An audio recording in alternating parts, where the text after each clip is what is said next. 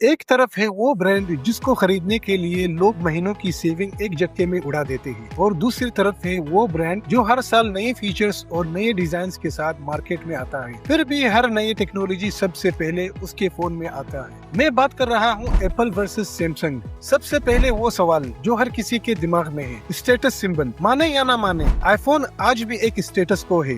हाँ?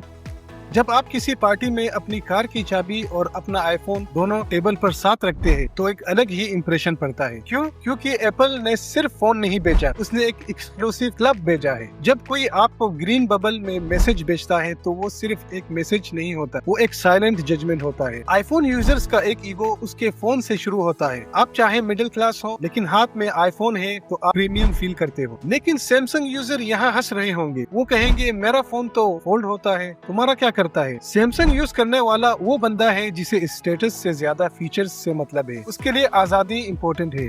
Screen split करनी है, कर लो। फाइल ट्रांसफर करनी है, कर लो। उसके पास वो फ्लेक्सिबिलिटी है जो आईफोन यूजर्स को 4 साल के बाद मिलती है। तो आप बताइए, आपको दुनिया की कितनी तारीफ चाहिए या अपने फोन पर कंट्रोल।